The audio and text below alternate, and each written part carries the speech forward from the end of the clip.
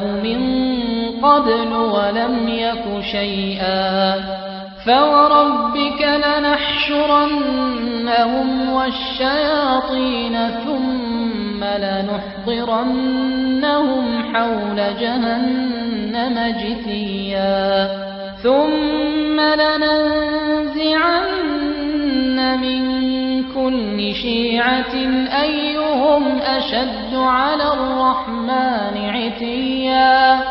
ثم لنحن أعلم بالذين هم أولى بها صليا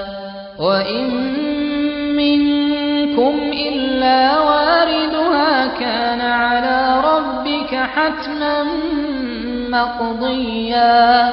ثم ننجي الذين اتقوا ونذر الظالمين فيها جثيا وإذا تتلى عليهم آياتنا بينات قال الذين كفروا للذين آمنوا أي الفريقين خير مقاما وأحسن نديا وكم أهلكنا قبلهم من قرن هم أحسن أثاثا ورئيا قل من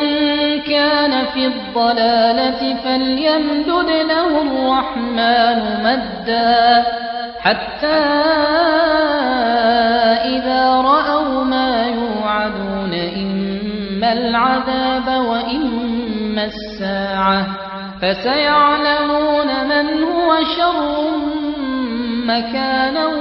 وأضعف جندا ويزيد الله الذين اهتدوا هدى والباقيات الصالحات خير عند ربك ثوابا وخير مردا أفرأيت الذي كفر بآياتنا وقال لأوتين مالا وولدا أطلع الغيب أم اتخذ عند الرحمن عهدا كلا سنكتب ما يقول ونمد له من العذاب مدا ونرثه ما يقول ويأتينا فردا واتخذوا من دون الله آلهة ليكونوا لهم عزا كلا سيكفرون بعبادتهم ويكونون عليهم ضدا ألم تر أنا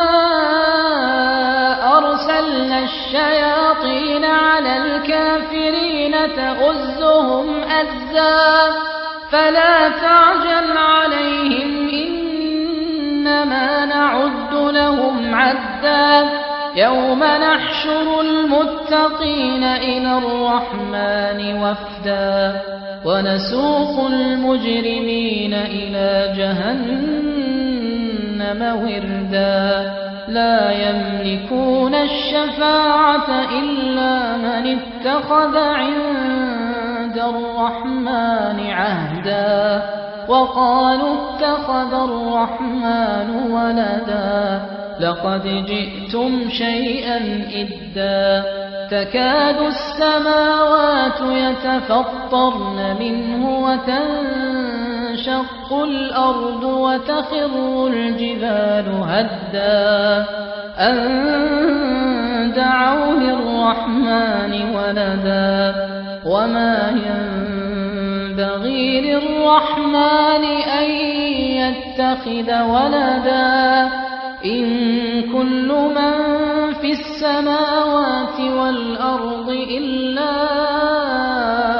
آتي الرحمن عبدا لقد أحصاهم وعدهم عدا وكلهم آتيه يوم القيامة فردا إن الذين آمنوا وعملوا الصالحات سيجعل لهم الرحمن ودا